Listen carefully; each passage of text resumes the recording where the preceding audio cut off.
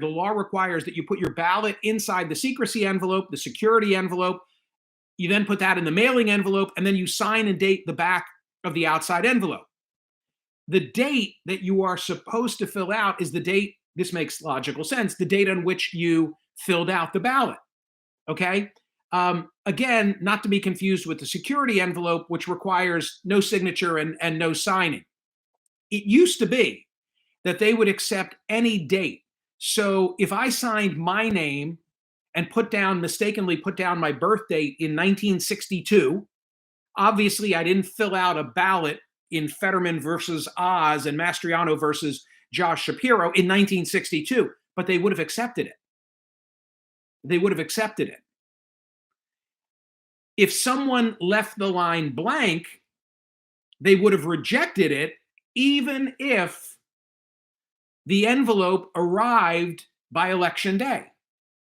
So clearly they had filled it out in time, and they filled it out after receiving it.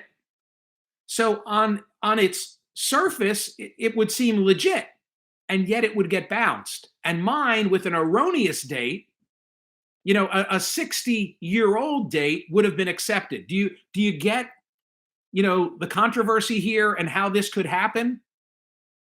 It's been the source of ongoing litigation, human factors. Many people are not following instructions. There are thousands of ballots so affected.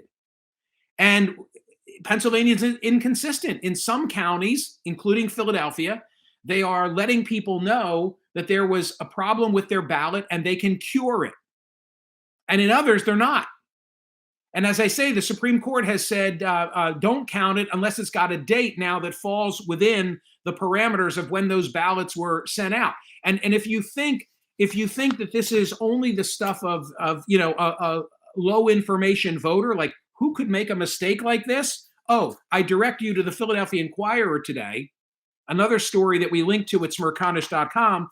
Those who did not correctly follow directions include Brian Roberts, like citizen number one of Philadelphia, the CEO of Comcast.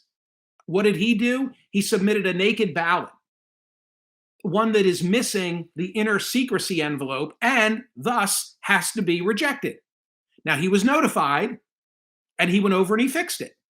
It also means, by the way, that somebody who got his envelope, if they could decipher his signature on the outside of it, they could say, oh, Brian Roberts, and they open it up, and instead of there being a security envelope where they wouldn't know how he voted, now his ballot was sitting there.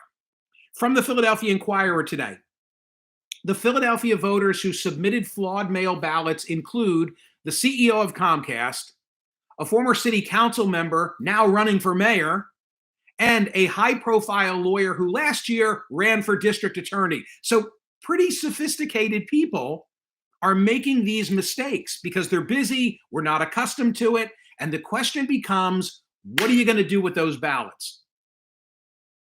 And if it all is decided by a margin, if the Fetterman-Oz race is decided by a margin that is akin to Oz versus Kathy Barnett and Dave McCormick, it's going to matter.